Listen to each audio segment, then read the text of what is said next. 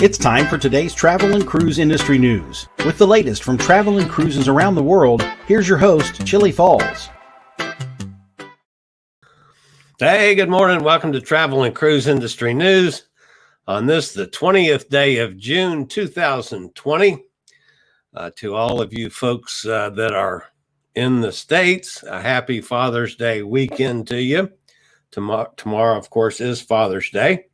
Those of you that are not from the States and might not know what I'm talking about, this is, I think it's an American holiday. I'm not sure any of the rest of you guys celebrate Father's Day, but we do here in the States. And it normally involves a cookout and usually some alcoholic beverages if you are so inclined with family, if they are in the same area.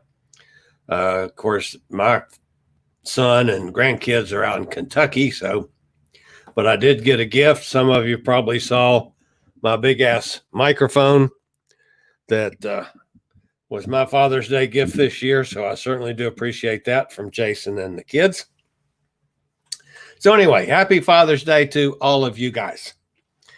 We've got several things to cover this morning. And then at the end of the program, I have to share some personal news with you, what we will get to after we get the business stuff out of the way. Of course, everybody by now, I'm sure, is aware of CLIA, Cruise Line International Association. Said yesterday that its cruise members will voluntarily extend the suspension of cruise operation from U.S. ports until September 15th. Now, that, of course, involves Carnival, Royal Caribbean, Norwegian, MSC, and all of their subsidiary companies. Basically, the CDC No Sail doolally was until July the 24th, and then this would extend that until the 15th of September. Now, there's a couple things that I had to look at this, folks. First of all, I'm thinking, why is CLIA doing this instead of the cruise lines as they've done all along with the extension of dates? Usually Carnival was the first, and then or Carnival or Royal Caribbean, and then Norwegian always trailed along behind. And MSC, we hardly ever heard about what they were doing except they followed suit. So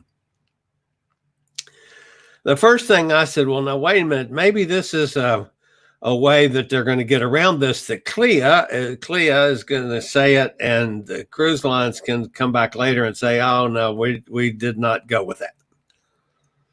So I wasn't entirely sure about this until this morning. And this morning I found out a couple things. One, Carnival has removed from their search engine website, the carnival.com, whatever it is, the Carnival's big website, all of the cruises up to, and I believe including all the way through September, to the end of September. And then later on this morning, my morning started about 3:00. But later on in the day, the news came out that Carnival is going to make a big announcement on Monday. So I'm only assuming, since the website has been cleared of cruises till the end of September, and that's what they've been doing with all the extensions that they've had since this whole thing started. That was the first thing to see. The cruises were gone, and then they came out and announced this extension of this date of suspension date. So Monday, there'll be some news from Carnival, which is probably going to say they've extended their suspension of operations until the end of September. And then the other lines are going to follow suit. So those of you that still held out hopes, as I did, of sailing in August or September, that clearly is now going to be gone. And I'm willing to accept that fact. Now, I'm not surprised. As you know, I've worried about the whole situation that we're not ready to start cruising yet because of rampant COVID problems still in this country. And they continue. There's not any real, I don't see a sign of it ending anytime soon.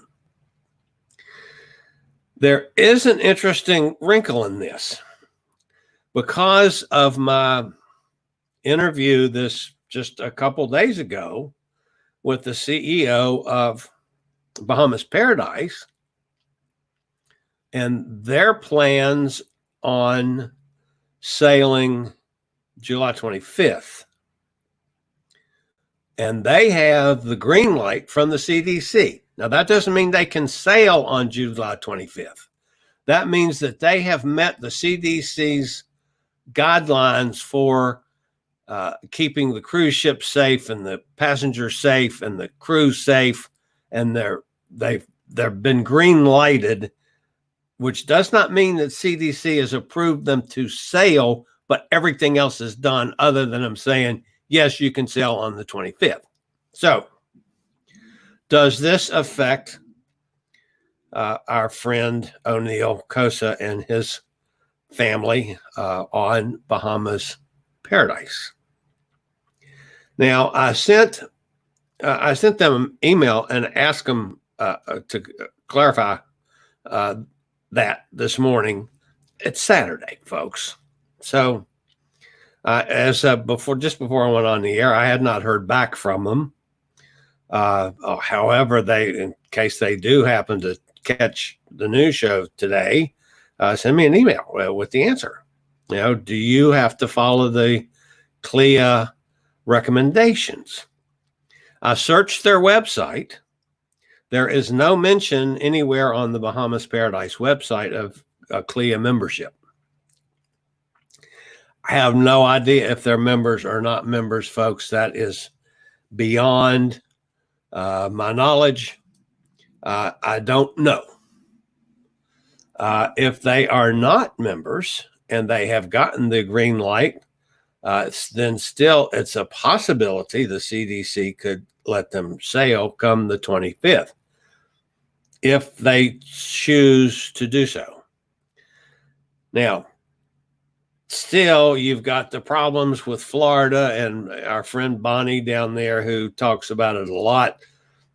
Florida's having this horrible time because I think they opened too early and they got serious issues with COVID down there. They had another spike again yesterday. So then it gets to the end result. If they come July 25th, if the situation isn't a lot better, then do you want to take a chance on putting people on a cruise ship? Even a smaller cruise ship like O'Neill, the Grand Celebration. Obviously, you don't want to put sick or affected people on it and start that whole round of problems again, which he has never had problems on any of his ships with any of those things before. So I don't know how that's going to affect him. Hopefully, I will be able to get information as we go along as to what is happening with their plans for July 25th. My best guess is they're going to pull back on that as well and probably wait till fall and hopefully get in a better situation from the health standpoint. So that is the lead story today. I'll be back after a word from our friends at Scoot Around.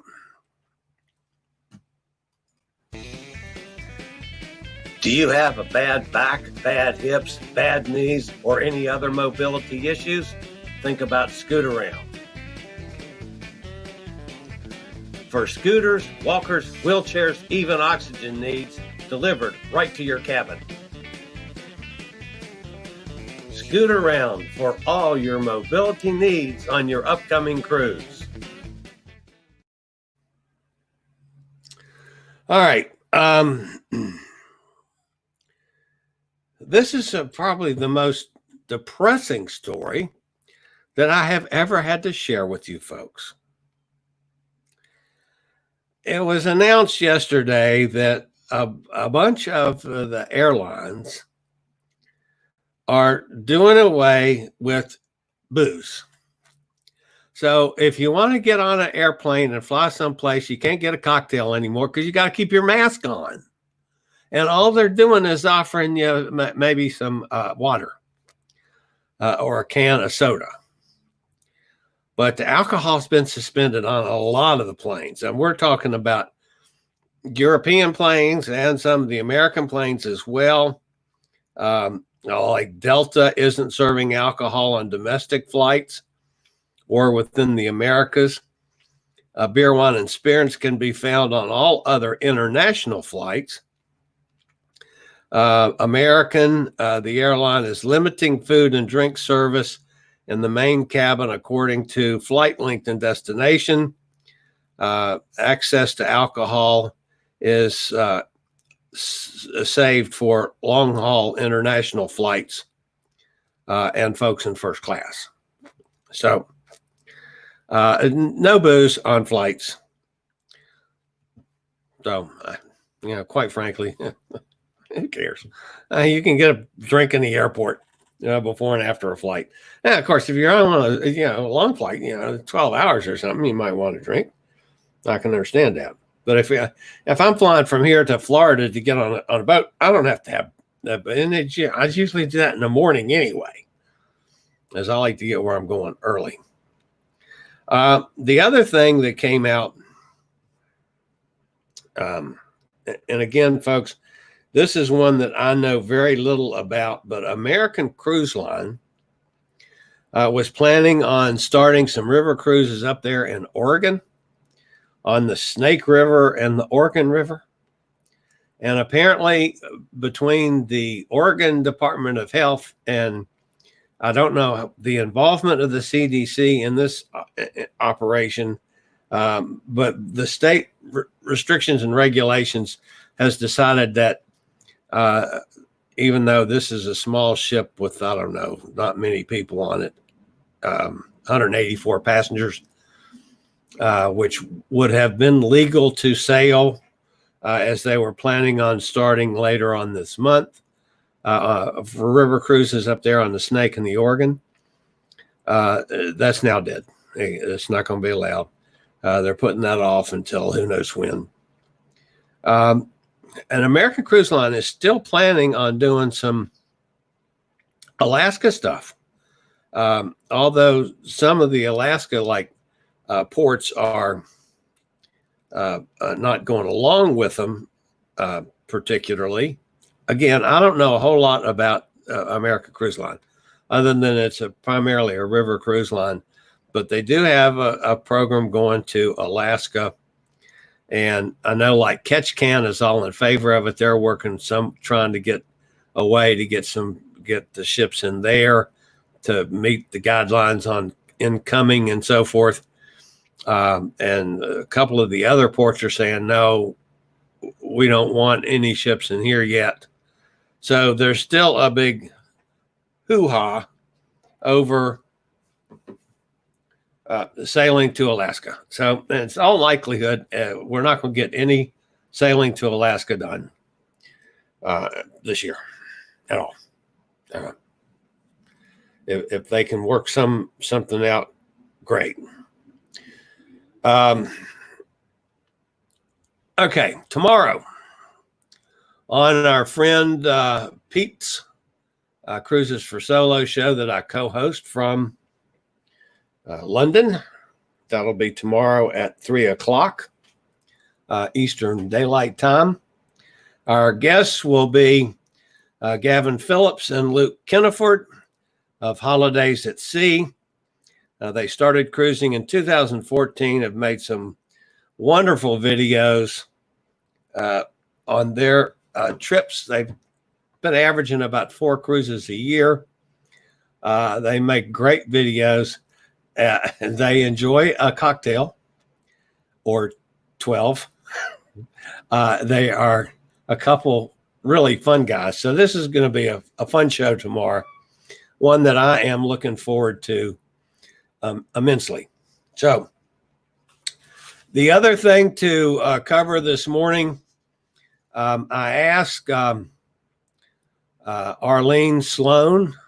Remember, we interviewed her on Pete's show last Sunday. I asked her what her favorite ship is of all the cruises she's taken. And this one kind of surprised me. It's Independence of the Sea from Royal Caribbean. She just absolutely loves that ship. So that's from our friend Arlene Sloan of Halstead Travel over there in London. And Sheila Frantini is over there near Richmond, near our friend Tom's abode in Richmond, Virginia. Sheila and her husband, who are primarily big-time Carnival people, their favorite port of call is Grand Turks and Caicos Islands. They enjoy casinos more than anything. That's one of the main reasons they cruise, because they enjoy the casinos a lot. So now, one of the things that I did want to share with you this morning, in case you didn't see it, if you did see it, I'll be bored for 30, 40, 50 seconds. But one of the things that I talked about with O'Neill Cosa, come on, tongue, the CEO of Bahamas Paradise Cruise Line, was the solo package, and they charge no solo supplement for anyone cruising solo.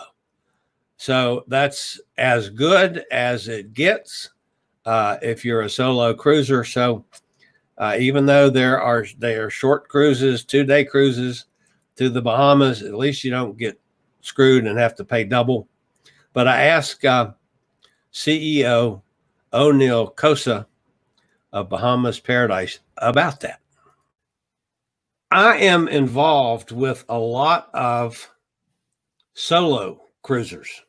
Mm-hmm. And because of that, many of them are big Norwegian folks, because Norwegian has been more susceptible to helping out the solo cruisers, so they're not paying double. But you have a wonderful solo package right there with Bahamas Paradise. It's one of those things that cruising started with the concept of twin occupancy, and I get all the good reasons. But when we came out with our solo cruiser program, the aim was really to remove that disadvantage for a certain segment of our guests who are solo, and it has been very successful. Typically on every cruise we will have like 10 to 30 cabins who are solo cruises, and putting it in perspective, our ships have like 600-700 rooms, so that is our normal average. And we have not changed it. It has been a part and parcel of our business, and we would continue to do that. Thank you to CEO O'Neill Cosa of Bahamas Paradise Cruise Line.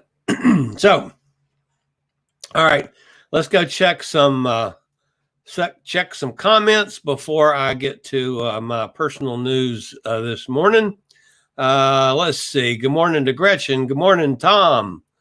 So will the CLIA hold effect Bahamas Paradise? Yeah, I talked about that. Nikki says hello and happy Father's Day. Thank you, Nikki. And Tom says, I just need a dad. Cancer took him away in 2013. Wow, sorry about that, Tom. I lost my dad back in the 90s. So, yeah, I know what you mean. I sure miss him. I miss him all the time, but especially this weekend. So it's, I'm sorry that I'm not with my son. I would love to be out there this weekend. Amy says she's late again. Amy, well, man, we're going to have to beat you with a wet noodle, maybe a spaghetti noodle, and just beat you to death for being late. Good heavens. Tom, we leave for Port Canaveral next Sunday.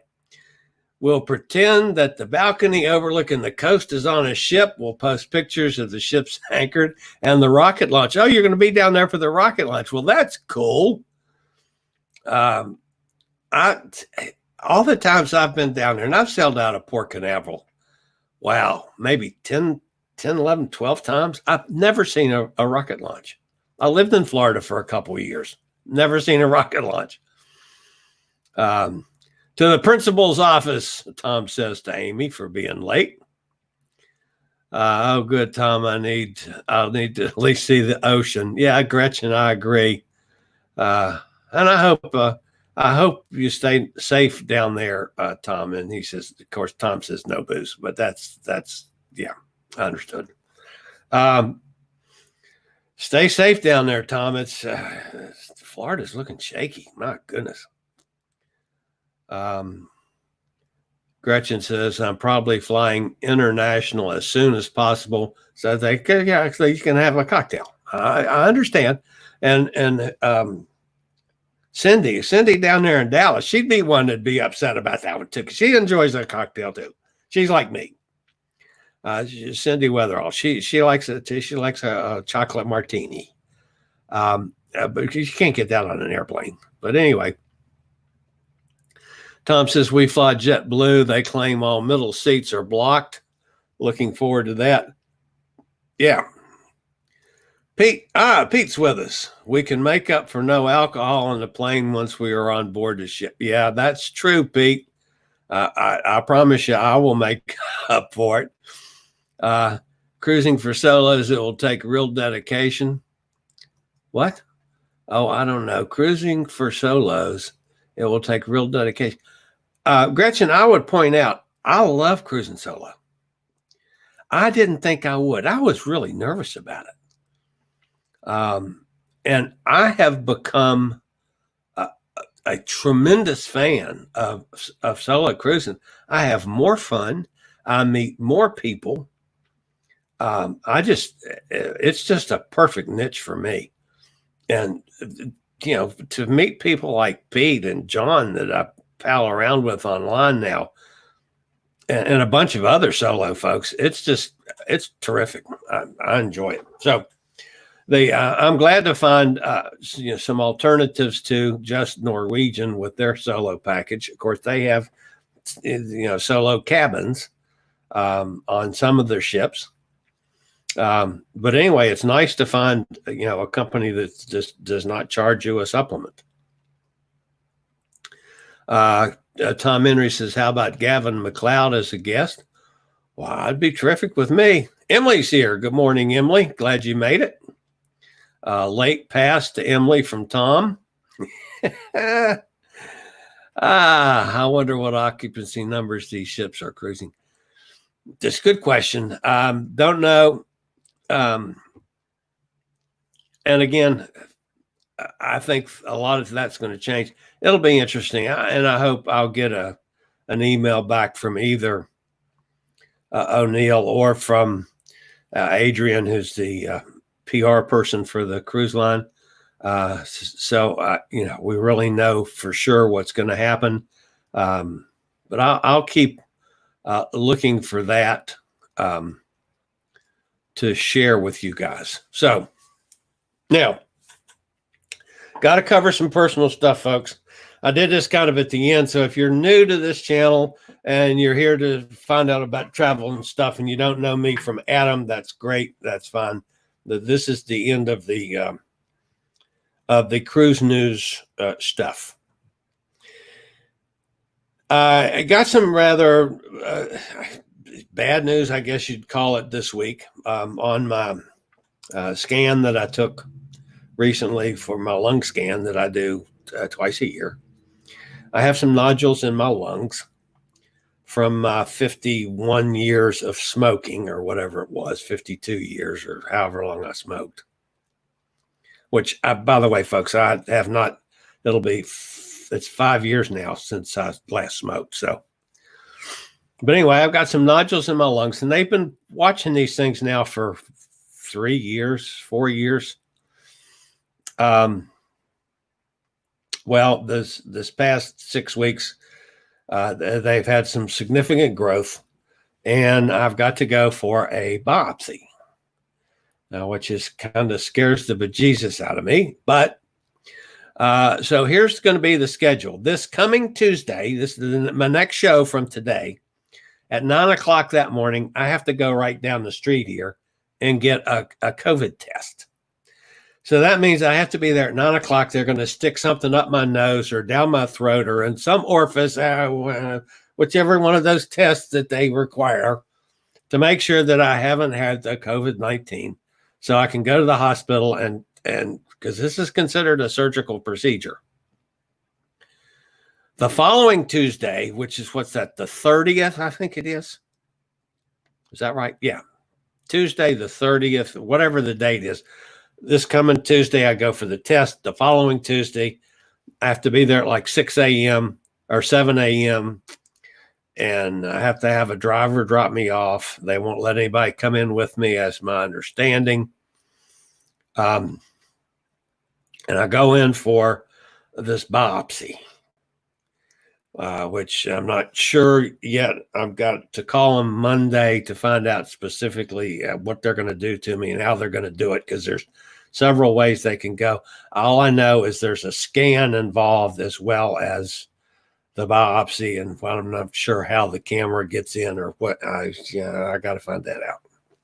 So that's what's up with me in the near future. So Tuesday, the 30th or whatever, a week from Tuesday, there will be no show that day because I'll be out of it totally and in the hospital.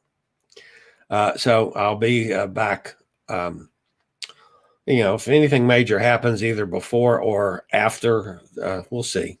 But anyway, that one show I will not be in. At this point in time, that's all I am considering that I won't be, is just the one show. So I'll be back as normal the following Thursday, which that'll be, what's that, the first or so? I don't have a calendar in front of me, but whatever the dates are. And I'll be reminding you of that. So anyway, this coming Tuesday, the next show after today, unless something major happens, I'll be on as normal. I might be PO'd as a snake after they've stuck something up my nose or wherever they stick it for the test.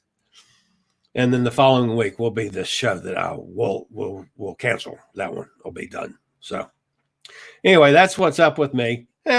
I don't feel, there's nothing that I feel.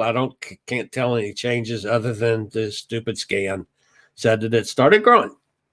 And there was some significant growth. There's 7 of them, I think, in the lungs. It's, and it's all from the years of smoking. So if any of you guys smoke, don't quit. Believe me, you don't want to get to my age and then quit. It's horrible. So anyway, appreciate all the nice comments, folks, and the prayers and all that stuff. I'm not overly worried about this. We got to find out what it is, and then we'll deal with it. It's not anything that is life-threatening or anything, at least at this point. So, we guess who just came to visit? Looky here. Whoops, come back here. Hi, Charmin. That's Charmin. Charmin says, hello, everybody. I was wondering if the cats would ever come and visit while we were on the air. That's a Charmin kitty cat, and he's saying, I don't want to be held. So, okay, we'll put him down. All right, guys. That's it for me for the day. I will see you on Tuesday after my lovely test. And you might want to keep in mind, guys, that for season 2 or the second wave of COVID, can we switch quarantine partners, or are we stuck with the same ones we had from season 1? That's my thought for the day. So that's it for today, guys. You guys have a great Father's Day, a great weekend, and I will be back with you on Tuesday. Later, y'all. Thank you for watching today's Travel and Cruise Industry News. Join us every Tuesday, Thursday, and Saturday morning at 11 a.m. Eastern for another episode. Travel and Cruise Industry News is a production of Chillie's Cruises.